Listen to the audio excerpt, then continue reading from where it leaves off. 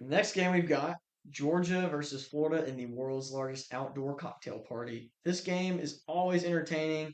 I say always, most of the time. We've had a couple bad Florida teams waltz into Jacksonville and get waxed in the past couple years, but I don't think that this is going to be one of those teams. I know that Florida's had a down year so far, but I feel like this is going to be really competitive. I think they're starting to do kind of what they did last year, not to the same degree and variance, but this football team has a lot of competitive juice still left in them. Billy Napier is not the head coach there anymore, obviously, so that definitely plays a big role here. But this team still has a competitive streak left in them, which you typically don't see.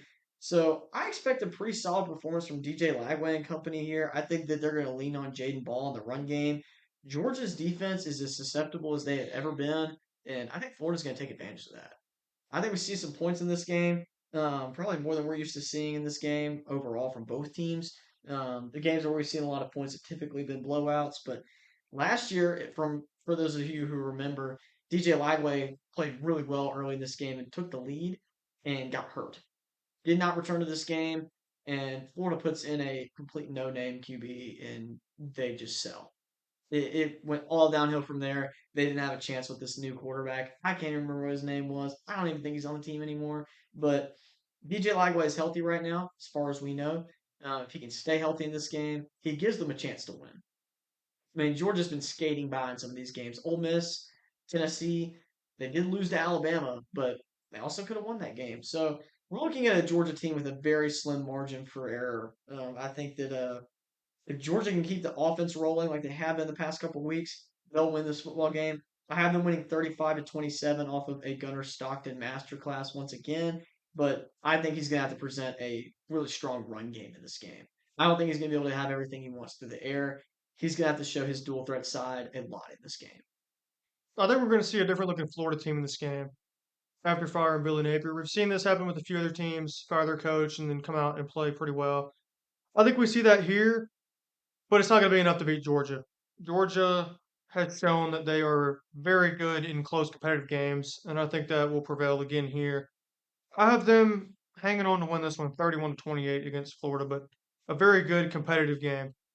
Yeah, I think that at the end of the day, this Georgia defense not being what they have been frees up DJ Lagway to play the kind of football that he honestly plays his best at, which is kind of a hero style of football when there's not a lot of pressure.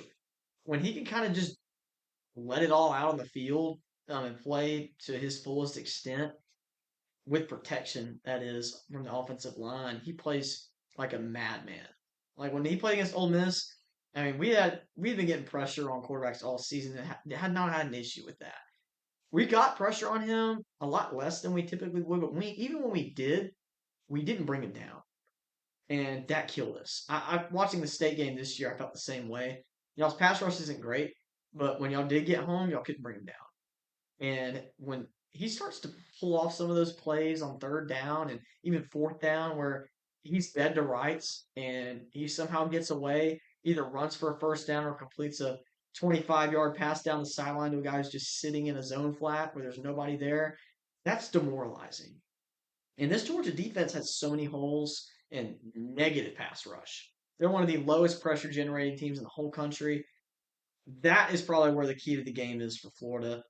It really just lies with DJ Lagway in this offense. But if I'm DJ Lagway, I'm feeling pretty good about what we can do offensively in this game. So be watching for that. Maybe Georgia finally shows up with defense in this game, but I see it being relatively high scoring.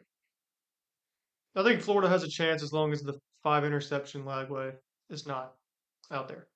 I don't foresee Death Valley and LSU's secondary showing up on this field in Jacksonville. So I think we're both pretty spot on with it being a high scoring, close UGA win.